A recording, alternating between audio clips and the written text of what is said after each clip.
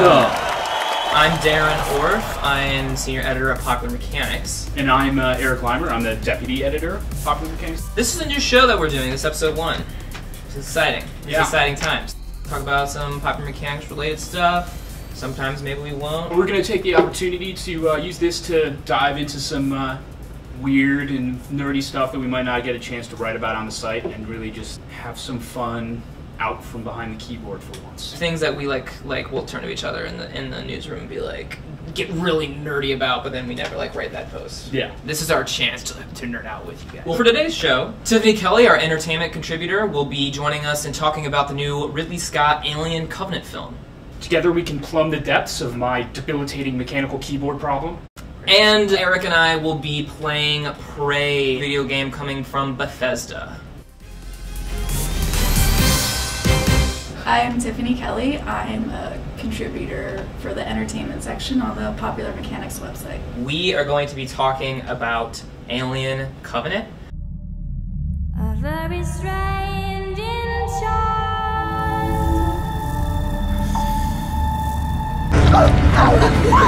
This is the 6th installment of Alien in the film franchise. Everything's a franchise. Celebrate franchises; they're the best. It's a sequel, prequel. Yes.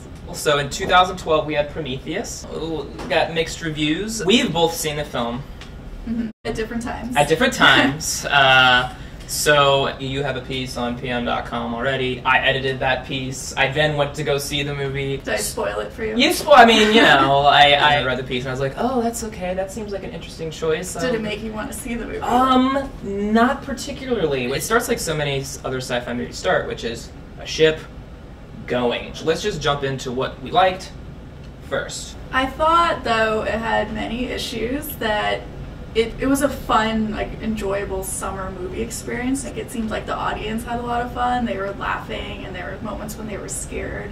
Going into the newer films like Prometheus and Covenant, they have more of a flashy, big budget feel and cheesy lines and just things that we've seen before. When the original Alien movie, it felt like something new, and it felt like an indie film when you were watching it. Yeah, it did. Some things I liked about the movie. I thought the design of the ship was really cool. They have a dock that has terraforming machines, right, and I feel like they had a little bit of fun being so if we were to terraform a planet, what were the machines we'd have, And Michael Fassbender, it doesn't really have to be said that he's a good actor. Yeah, he's basically good at everything he does. So I thought he was really great. I thought, like you mentioned, there were some legitimate, intense. I was hiding. I was slouched in my chair doing one of these, which was a good sign. In those respects, I thought this movie was good. The first 20 or so minutes, I was like, okay, this might be a decent Alien film, and that slowly started to just dive. Now let's talk about the dive. I felt like there was next to no character development.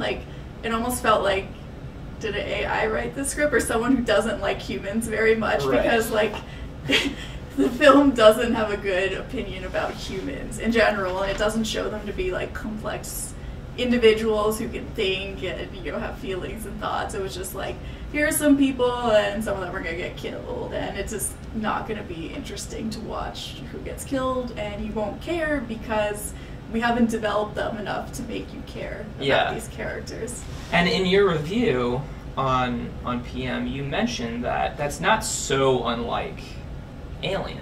Right, you don't really know the personal lives or their jobs of everyone on the Nostromo. You don't really know anything about them, but it doesn't really matter because it's the way it reveals each character's actions. It's really interesting. You're learning about who each person is based on how they react to a situation, and who's good and who's bad, and so it kind of becomes a mystery and suspense because it works in its favor that you don't really know anything about them. But in this film, they just kind of threw in tiny little things about each person. Billy Crudup's character, they said he was a religious man, but they didn't really use that. I think he mentioned the devil later on when facing an alien, but there's no reason why you would need to say he's a religious person or why that has you know. And there was value. other people who was like, we really need your faith now. Yeah. And I was curious if I got this like almost subtext of like, are they saying in the future like religion is super rare and no one's religious, and like him being religious is like this weird thing? Mm-hmm. Alien, it was just like they were just people and they felt like people, mm-hmm. and it didn't feel like their personalities were described to us in a half-assed way. This person likes cooking. They were just humans like you and me who like stumbled upon this nightmarish scenario. And it felt more real because it was just like you just drop down kind of like in a work scenario where like these people are on a mission and they're just trying to get home, and here's like how they would react to it. Here are some human reactions to it. Yeah. Which exactly. I don't think that Covenant did a good job of doing, like how humans would react to this situation. Exactly. Except for the main character, Daniels, played by Catherine Waterston, who I thought actually, given what she was given in this movie, Right. I thought she did well. She wasn't given much. She wasn't given much. She definitely, unfortunately, isn't going to reach Ripley level in science fiction history, but... And they were building her up to be the next Ripley. Like, they even made her have, like, a similar short haircut, and just, like, the whole, like... Visually, they were trying to make her look like the next Ripley, and they were saying, this is our lead female character, like, pay attention, but then they didn't do anything interesting with her. And what I felt that this whole movie did was that she was the only sane person in a sea of complete idiots. Every single decision everyone makes in this movie, except for Daniels, is the worst decision possible. Makes no sense. It only makes sense to serve a plot. It makes you feel like this isn't even... It's like schlocky fiction. It's not like... I don't and feel... these people are supposed to be super smart, like the whole crew, and know, you know, what to do in these type of situations. I assume they've had training, and like there's all this ship's amazing, there's like billions and billions of dollars, and I'm just like, it's just complete. I mean, I understand it's science fiction, but that's what made the original Alien so cool, is like, in space, no one can help you. Pseudo astronauts in the Apollo movie had better training. Yeah, I mean, it's just, all things said, if someone, you know, tomorrow was like, should I go see that new Alien movie? What would you say to them?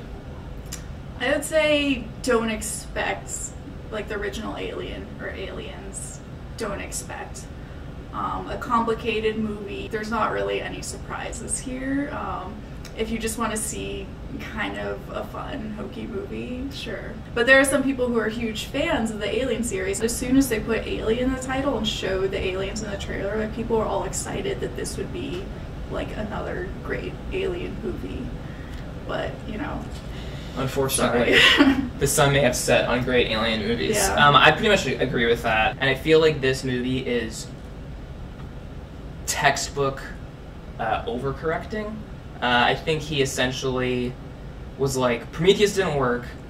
Let me take Alien and Aliens and make it one movie and add all of this stuff overinflated. Unlike Prometheus, this tries to dig into kind of more of the origin story of the titular alien.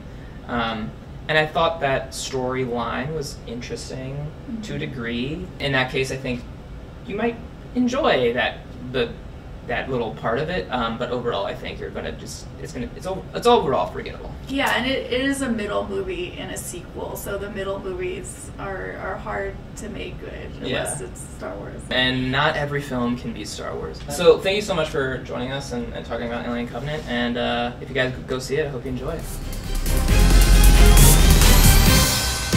We are playing Prey. Yep. This is from Bethesda Softworks.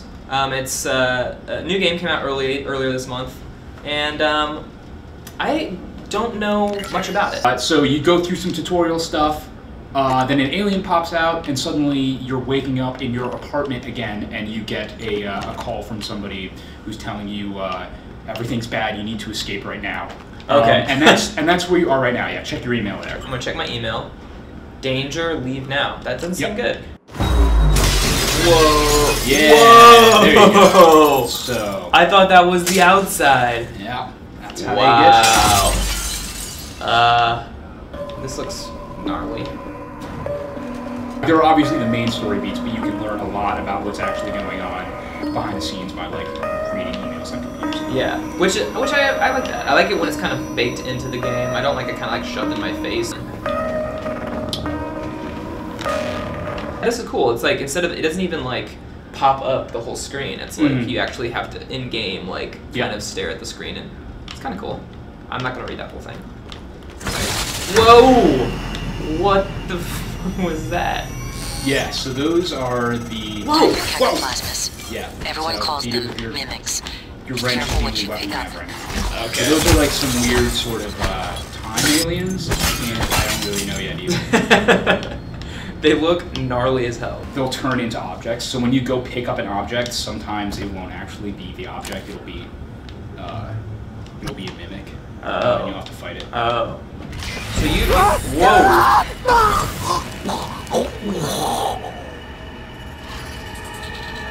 Those things are gnarly. I don't even understand. They're just like creepy spiders. Oh god.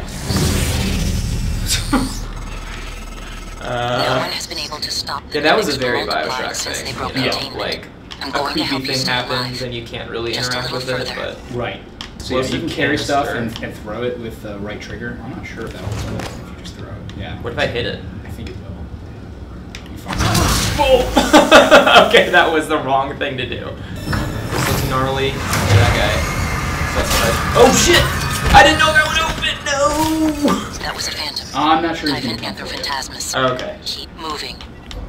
Battle bars up there. What is Yep, that's a mimic trapped in some stuff. Go ahead and just keep Whoa! So it was like frozen. Yeah. That's weird. I'm gonna take this. Oh, see, here we go. So what does this guy do? Can I... This is like a glue cannon that you can use to sort of freeze mimics. Ah. As you can see. Gives me a little low down on it. Oh wow. I Morgan, don't want to. there. In the foyer. Let's try Grab it. the neuromodulator What? case. Yeah, you gotta hit him a It's a couple Oh, you fake, gotta hit him a but I couple times. swapped in a real one for you. And then you The can hit him with the neuromods are wrench, critical. but then You won't when you hit them with the survive wrench, the without glue will using come them to off. install new And it's not permanent either, so I've already you hit updated Y, your so it comes transcript. back. With the list you requested. You can just tap Take a Y. look. Oh really? Okay.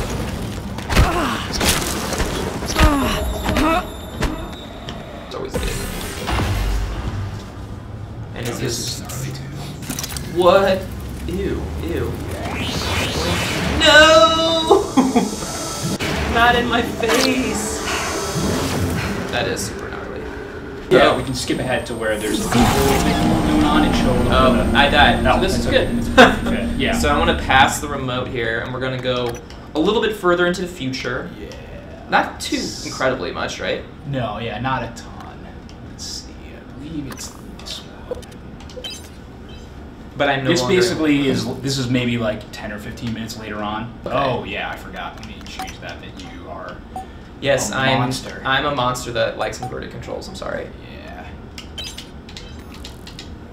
Much better. It's sort of an open worldy. The station you eventually get to a sort of open worldy sort of thing, and that's where we're at right now. Like you can look down, and this is like the main lobby for the whole station. Oh, so sure. This is sort of the hub where you can go over there, or like. But for the most part, the game is like on rails. It's not so much. Like, I think it's more. It's a Bethesda game, right? So I Sure, think it's sure. like a sort of Fallout-y, Skyrim-y thing where there's Oh. a main story, but then there's also like other places you can go off to the side. You know. Oh, okay. It's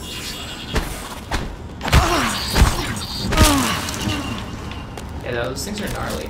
They Yeah. do kind of remind me of those like head sucker things from. yeah, they're very much like head crabs. Yes. So yeah, you can see those mimics were. Yeah.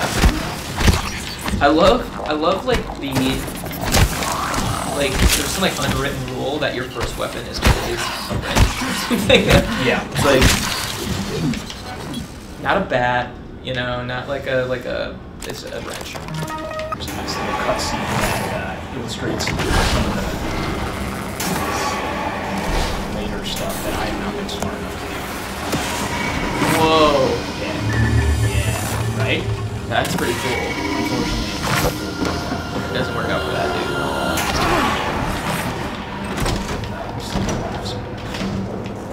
So you can use the glue gun as the stairs.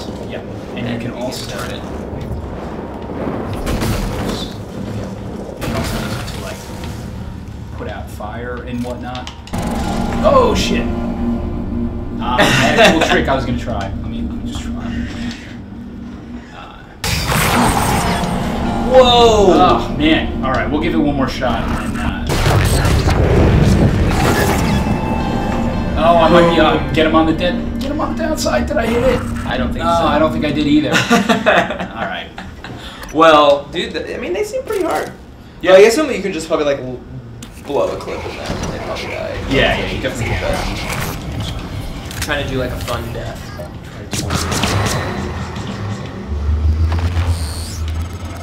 Really want to get A this. lot of the This is the only station way I tech was able starts to. here. Lab Nail equipment, him. special parts, prototypes. So we're playing this on the PC, but it's Yes. available for PS4, like everything. Yep. Except like maybe Switch. Probably not on the Switch. Yeah, but it's out currently for PC, Xbox One, and PS4, and it's been fun so far. All right. Well, I think that's gonna do it for us, guys. Yep. Thanks for playing with us, and we'll see you next time. All right.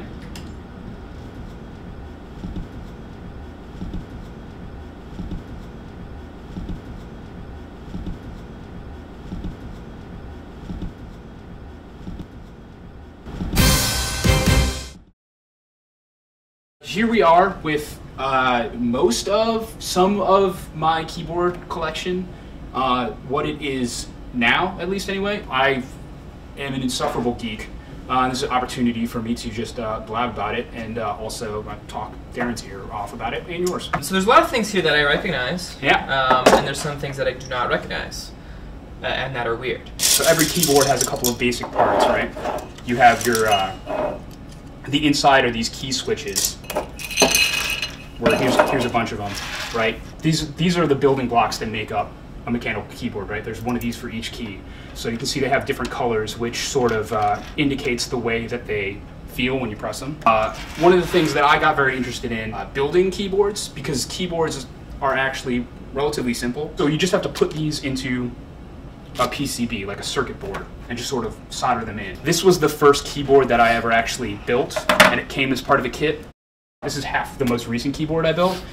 So the same basic principle in construction, but the acrylic is clear, so you can see underneath. So like it came as a PCB, and then I bought a bunch of switches, and I plugged them all in there, and then I went to the bottom and manually soldered all of the switches in with a soldering iron. Like the chips and stuff were already pre-soldered on there, so it wasn't too bad. But so I just soldered all those on. And so this is a interesting design, I think. So, well, the first thing that I notice is it has no anything. Yeah. It has no letters or Yeah, anything. well, so... And it's also not keyboard shaped. Right. It's another immediate, yeah. I'll tackle those two things quick. It's a ergonomic keyboard, so you can use it like this, or you can like use it, I mean, that's gonna be bad wrist posture, but basically you can tilt it in a little bit, and you just sort of have like free movement of your hands. The reason that the keys are completely random is because key sets for this kind of keyboard are super expensive. Here's a thing of a whole bunch of keycaps. It's kind of like Legos for keyboards. A little bit, yeah. When they print sets of keys, sometimes there will be ones with errors and like misprintings on them. Oh, okay. And so what I was able to do at one point was just buy an entire, like, I think this is a 10-pound bag of misprints and random keys. They're just sort of bagged up and sold for $35 a bag. So I have like all of these random keys to put on here just to, I type by feel, so I have most of these memorized. Sure, I change sure, the programming every now and then. But you can see how like some of the keys on here are like screwed up. But I kind of like the aesthetic. Yeah. But yeah, and I glued, I didn't have a homing key for this, so I glued a little washer from a pair of glasses to that, so I can find my keys. This has all kinds of crazy stuff going on here. I actually replaced the firmware on it, and so I can program it to have all kinds of different key combinations and whatnot. And I change that every couple of weeks. I made these wrist rests for myself, and I was typing like this, but I actually found that it was like hurting my wrist a little bit. So I went a little bit further with the insanity. This is just a really quick and dirty DIY. We call it tenting. So what this is for? Well, first, this is I left the label on the outside just to try to make it look as like grody and DIY as possible. But this is a slat from the bottom of an IKEA futon, and I put it up there like that, which means that the wrist posture goes from this to this, which is like slightly more natural. Now I'm at a standing desk, so it means that I type like this. Let's see, it's a little bit, but which is it's a little extreme, but I enjoy it. This is abnormal. Yeah, it's a little bit wobbly. Standing desk for sure. Yeah. Because if you're sitting, Right, it would be weird Our on the chairs- elbow. Yeah, I can see that working. Yeah. I mean, it definitely looks weird from a distance. Yeah, it's a little bit extreme, and I'm still like toying around with it. Honestly, one of the biggest appeals of it to me is that it does look weird from a distance. I really, really enjoy that. I kind of the way our office is set up, I sit sort of in a corner, so not that many people walk past me, and I kind of wish they would because I love it when people are like, Why? You got some sweet keyboard bling. yeah, I mean, Right? Okay. I just I like being different. I don't know. It's I like to let my nerd flag fly. Oh God, what a horrible thing to say. You either need to cut that or leave Yes. both of those parts in.